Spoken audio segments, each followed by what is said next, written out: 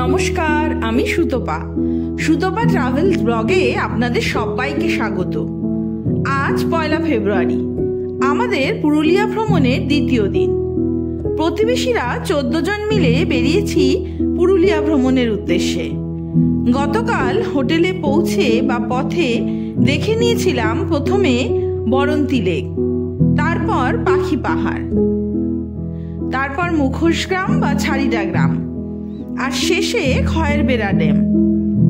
আজ দ্বিতীয় দিনের সাইট সিন শুরু করলাম ভোরবেলা হোটেল থেকে বেরিয়ে হাঁটা পথেই। বলেছে হোটেলের লোকজন বলেছে হাতি আসে। ও কাকা,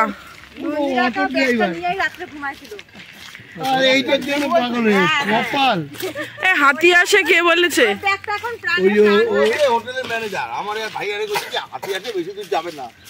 আমরা তো গেছি, তাও অনেকটা গেছি। অন্ধকারে লাইট ছিল তখন।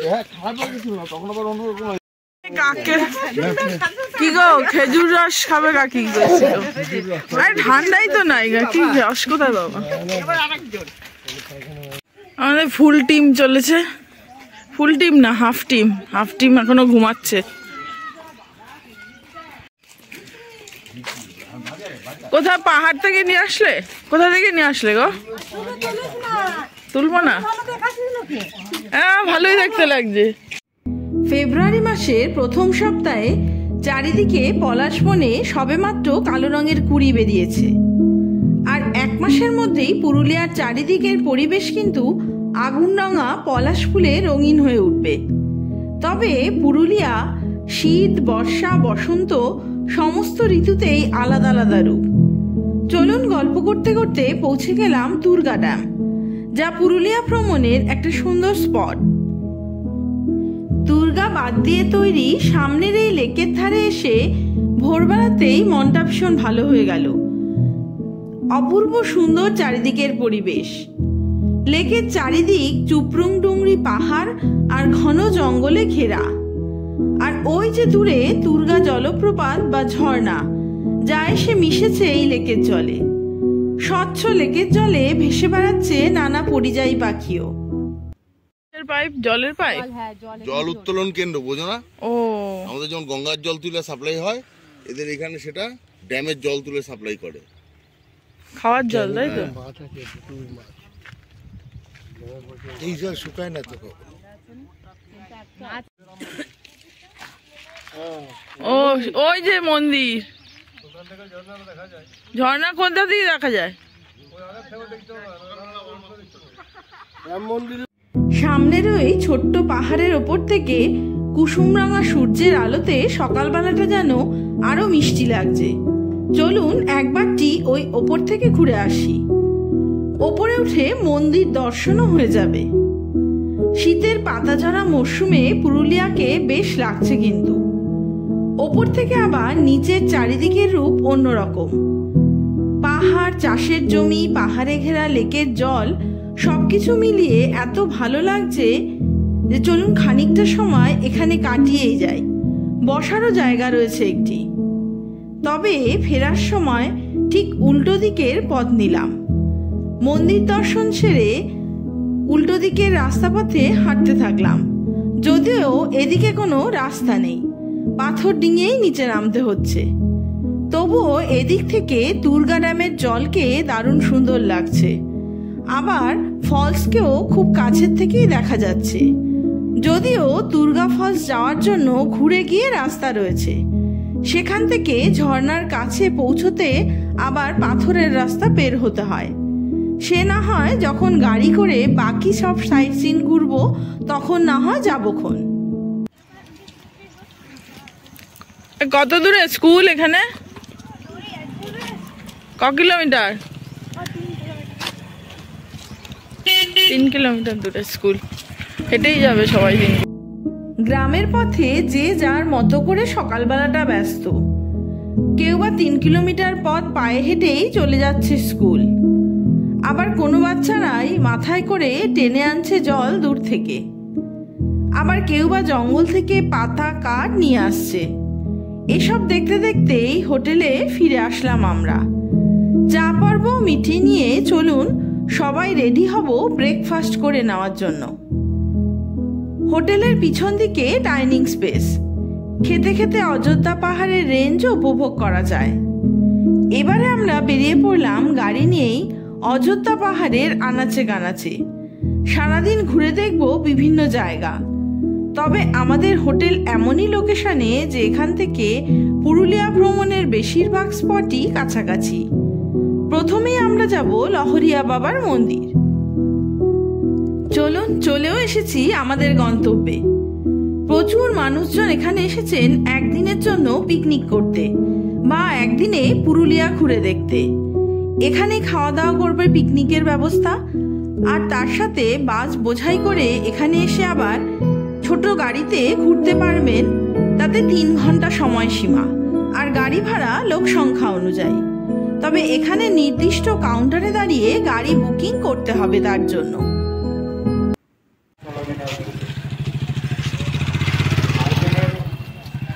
গাড়ি ভাড়া 1300 টাকা, 10 জনে 1600 টাকা, 4 জনে 1000 টাকা, 6 জনে 1000 টাকা, 15 জনের গাড়ি ভাড়া রয়েছে 2250 টাকা এবং 16 জনের 2500 টাকা। চলুন এবার মন্দিরের দিকে যাওয়া যাক। মন্দিরকে ঘিরে আশেপাশে বহু দোকানপাট দেখে মনে হবে যেন মেলা মেলা পরিবেশ। মন্দির প্রাঙ্গণে ঢুকতেই বাঁদিকে রয়েছে রাধাকৃষ্ণ মন্দির আর ডান দিকে শিব মন্দির। রাধাকৃষ্ণ মন্দিরে বিগ্রহ পূজিত হয় আর এই কুয়োর জল কেবলমাত্র পুজোর কাজেই ব্যবহার করার জন্য। চারিদিকে পাহাড়ে ঘেরা অযোধ্যা পাহাড়ের কোলে বাঘমুন্ডির এই মন্দির লহরিয়া বাবা ধাম নামেও পরিচিত। ভক্তেরা এই মন্দির বাবা ভোলেনাথকে খুবই জাগ্রত বলে মনে করেন। বহু দূর থেকে ভক্তরা আসেন কেবলমাত্র এই মন্দিরে পুজো দেওয়ার উদ্দেশ্যে। 1000 বছরেরও বেশি পুরনো বলে বিশ্বাস করা হয় এই মন্দিরকে। এই মন্দিরটির আশেপাশে শান্ত নিরিবিলি পরিবেশ আপনাকে আরো বেশি আকর্ষণ করবে। মন্দিরে ভগবানের উৎসর্গের জন্য বলি পুজোরও ব্যবস্থা আছে। চৈত্র মাস ও শ্রাবণ মাসে মন্দিরে অসম্ভব ভিড় হয়ে থাকে, তাই 2 মাস বাদে প্রতি সোমবার বলি পুজোর দিন ধার্য রয়েছে। চলুন এবার মন্দিরের ভিতরে যাওয়া যাক। ভিতরে পুজো দিচ্ছেন বহু মানুষ। শিবলিঙ্গ একটি জালি ধাতব তার দিয়ে ঘেরা। সকলে তার ওপর দিয়েই জল বেলপাতা নিবেদন করছেন। মূল গর্ভগৃহে শুধুমাত্র শিবলিঙ্গ থাকলেও বাইরে রয়েছে আরো নানা দেবদেবীর মূর্তি, যেখানে অনেকেই পুজো দিতে ব্যস্ত। আজ অবশ্য শুক্রবার হওয়ায় তুলনামূলকভাবে পুজো দেওয়ার ভিড় কমই রয়েছে। মন্দিরের বাইরে এক বটগাছে বাঁধা রয়েছে প্রচুর নারকেল জড়ানো লাল কাপড়। ভক্তেরা মানত পূরণের জন্যই এইভাবে বেঁধে রেখেছেন নারকেল। শিব মন্দিরের পাশে রয়েছে আবার একটি রাম মন্দির। এই মন্দিরে রাম, লক্ষ্মণ, সীতার বিগ্রহ পূজিত হয়। তবে সত্যি এখানকার শান্ত নিরিবিলি পরিবেশ আর পরিষ্কার মন্দির চত্বর আপনাকে অন্যরকম একটা মনের শান্তি দেবে। মন্দিরের পিছনে লহরিয়া ড্যাম। এখানে লেকের জলে আবার অনেকে স্নান সেরে জল নিয়ে যাচ্ছেন মন্দিরে। অযোধ্যা পাহাড়ের পায়ের কাছে এই লেকের প্রাকৃতিক সৌন্দর্য অপরূপ।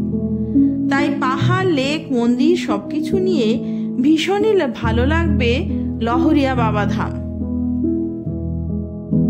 লেকের ধারের ওপর থেকে নিচে নেমে এসেছি কার পার্কিং এরিয়াতে যাওয়ার জন্য। বিশাল এলাকা জুড়ে নানা জায়গায় চলছে পিকনিকের রান্নাবান্না। এবারে চলুন আমাদেরকে যেতে হবে আরেক জায়গায়। আমাদের পরের গন্তব্য লোয়ার ড্যাম। তার জন্য মেন রাস্তায় উঠে বাঁদিকে আবার যেতে হবে। যদিও এখান থেকেই দেখা যাচ্ছে লোয়ার ড্যামকে। পাহাড়িয়া খাড়াই রাস্তা শুরু কিন্তু এখান থেকেই। পশ্চিমবঙ্গের পুরুলিয়া জেলায় অবস্থিত একটি ছোট পাহাড়ি মালভূমি হলো অযোধ্যা পাহাড়। এটি ছোটনাগপুর মালভূমির পূর্বতম অংশ এবং পূর্বঘাট পর্বতমালার বর্ধিত অংশ। তবে খানিক ওপরে উঠতেই নিচে লহরিয়া লেক সহ মন্দির প্রাঙ্গণের ভিউ কিন্তু অপূর্ব লাগছে দেখতে এখান থেকে। নন্দিকাকির জন্য কড়া করে চা।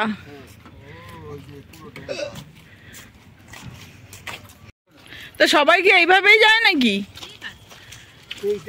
হ্যাঁ, মেন জায়গাটা ওইদিকে কাকা। মেন ভিউ পয়েন্টটা কোন দিকে? তাহলে এরকম কাঁটাতার পার হয়ে যায় সবাই। পুরুলিয়া মানেই প্রাকৃতিক সৌন্দর্য, তাই যেদিকেই তাকাবেন সৌন্দর্য ধরা পড়বে। ওপর থেকে লোয়ার ড্যাম আর লেক দেখে চলুন এবারে যাওয়া যাক আপার ড্যাম। এখান থেকে আপার ড্যামের দূরত্ব 5 কিলোমিটার। তবে পাহাড়ি আঁকাবাঁকা মসৃণ পথ বেয়ে এগিয়ে চলাও আর এক ভালো লাগা। পুরুলিয়ার যে সমস্ত মেন টুরিস্ট স্পট আজকে আমরা সবগুলিই দেখে ফেলবো। চলুন, চলে এসেছি upper dam. Purulia pump storage প্রকল্প হলো ভারতের পশ্চিমবঙ্গের পুরুলিয়া জেলায় অবস্থিত একটি পাম্প স্টোরেজ জলবিদ্যুৎ কেন্দ্র। অযোধ্যা পাহাড়ের উপরিভাগে ওপরে এবং নিচের জলাধার নির্মাণের জন্য উপযুক্ত ভূখণ্ড রয়েছে। সেই কারণেই এই আপার ড্যাম আর লোয়ার ড্যামের নির্মাণকল্প। এই প্রকল্পটি সর্বোচ্চ 900 মেগাওয়াট বিদ্যুৎ সরবরাহ করতে পারে। টুরিস্টদের কাছে দুটো ড্যামই ভীষণ আকর্ষণীয় স্পট। আমি আইসক্রিম খাই না। আরে খাও খাও। আমরা খাই না, আমি আরো খাই না। তাহলে আমি শশা খাই। আমি শশা খাই, তাহলে হবে তো। আমরা প্রতিবেশীরা 14 জন মিলে দুদিনের এই পুরুলিয়া ট্যুরে বেরিয়েছি। বাড়ি থেকে বাঘমুন্ডির হোটেলে পৌঁছতে গতকাল 8 ঘন্টা সময় লেগেছে। ড্রাইভারও আমাদের লোকাল। আজ সমস্ত সাইট সিন করে কাল আবার বাড়ি ফেরা। তবে সমস্ত টুরিস্ট স্পটই ঘোরা কিন্তু আমাদের গুগল ম্যাপের ভরসায়। আজ সকাল থেকে গাড়িতে যতটা রাস্তা এসেছি সমস্তটাই অতি সুন্দর, তাই অসুবিধার কিছু নেই। এরপর আমরা চলে আসলাম ময়ূর পাহাড়। এখানে গাড়ি রাখার জন্য পার্কিং চার্জও দরকার। ময়ূর পাহাড়ে আসলে পাথুরে পথ ধরে ওপরে উঠতে হবে। যেহেতু এখানে কোনো ইলেকট্রিসিটির ব্যবস্থা নেই, তাই সকাল 6টা থেকে সন্ধ্যে 6টা পর্যন্তই ঘোরার সময়। ওপরে উঠতে উঠতে চোখে পড়ল ছোট দুটি বাচ্চা কুল বিক্রি করছে।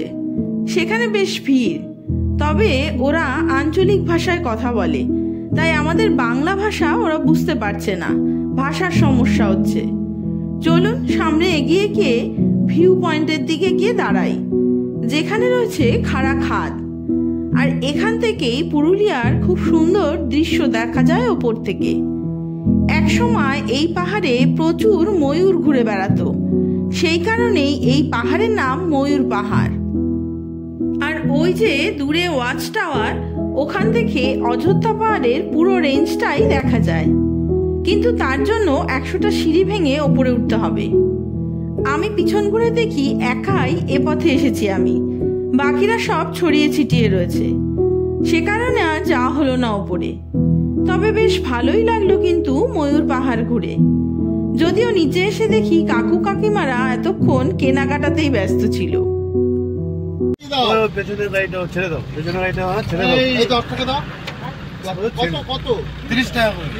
ছোট গাড়িও 30 টাকা। এই রাস্তায় সোজা গেলে পুরুলিয়ার আরেক আকর্ষণীয় স্পট মুরগুমা। কাছেই ছিল রাম মন্দির, তবে আমরা সেদিকে না গিয়ে ফিরছি উল্টো পথেই। এবারে আমরা যাব মার্বেল লেক। রাস্তার দুধারে শালবনের জঙ্গল আর আঁকাবাঁকা কালো পিচের রাস্তা পেয়ে চলেও আসলাম মার্বেল লেকের কাছে। তবে গুগল ম্যাপ আমাদেরকে নিয়ে এসেছে ওপরের দিকে। নিচের পার্কিং এরিয়াতে গাড়ি রেখে সে পথে গেলে বেশি ভালো হতো। আগে আসা পুরুলিয়া ভ্রমণের অভিজ্ঞতাতে নিচেই হেঁটে গিয়ে জলের ধারের পাথরেও বসেছিলাম, কিন্তু এবার ওপর থেকে মার্বেল লেকের সৌন্দর্য সত্যি অন্যরকম। আসলে মার্বেল লেক একসময় খোলা খনি ছিল, কিন্তু এখন এই অঞ্চলের অন্যতম আকর্ষণ হয়ে দাঁড়িয়েছে। লাল পাথুরে পুরুলিয়ার গ্রাম্য পরিবেশ আমাদের মতো ভ্রমণ পাগল মানুষকে বেশি করে টানে। চলুন তাহলে মার্বেল হ্রদের শান্ত নীল গভীর জলে চোখ জুড়িয়ে আবারও যাওয়া যাক আর এক স্পটে। Take the next right to stay on Ajodhya Hills Road.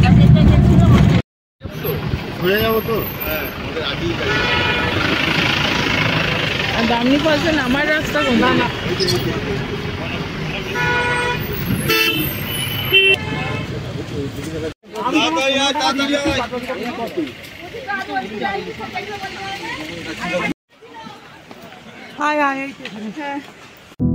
এবার চলুন যাওয়া যাক পুরুলিয়ার আরেক আকর্ষণ অযোধ্যা পাহাড়ের বুকে বামনি ফলস দেখতে। পুরুলিয়া ভ্রমণে নানা ঝর্ণার মধ্যে এই ঝর্ণাই হলো সবথেকে মনে রাখার মতো দৃশ্য।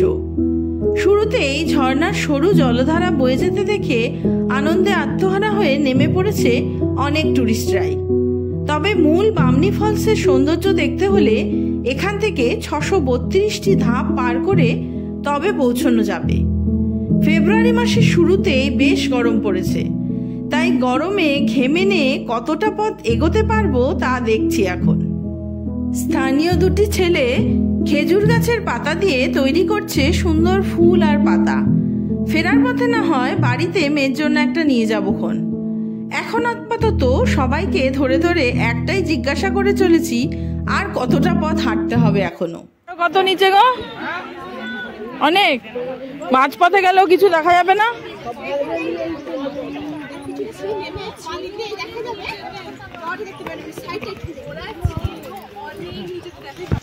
দেখি যাই।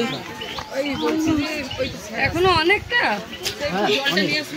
এখন অনেক। বাবারে বাবা, পুরো নিচে পর্যন্ত গেছিলি? তারপরে ওখান থেকে ভালো দেখা যায়, তাই তো? মোটামুটি এই পর্যন্তই সিঁড়ির ধাপ, তারপরে পাথুরে রাস্তা বেয়ে নিচে নামতে হবে।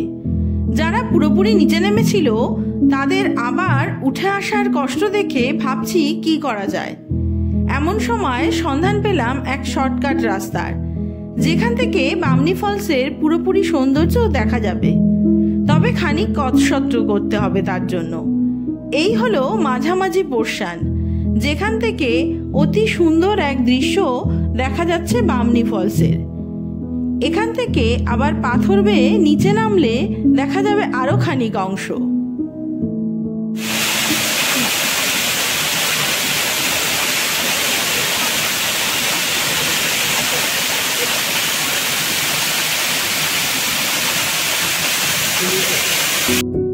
আর এদিক থেকে পাথর ডিঙিয়ে নিচে নামলে মোটামুটি দৃশ্যটা এইরকম।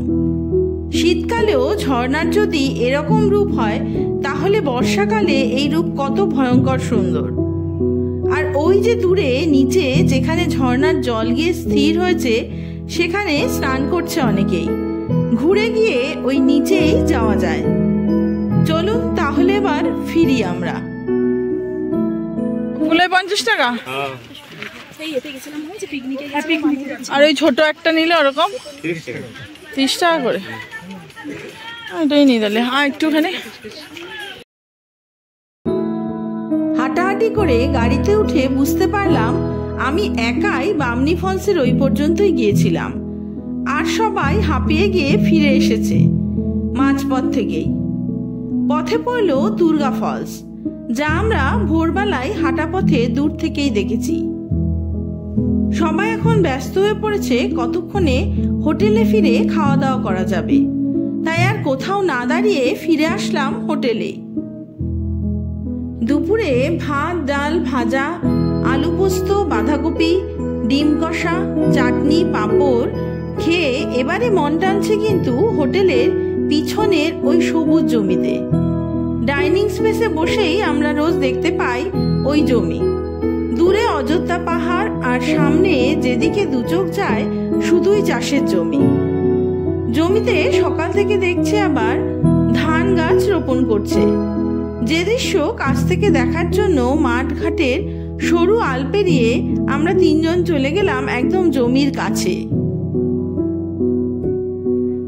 আজ তবে এই পর্যন্তই থাক। আপনাদের সাথে দেখা হবে নতুন আর একটা ব্লগ নিয়ে, নতুন আর এক জায়গায়।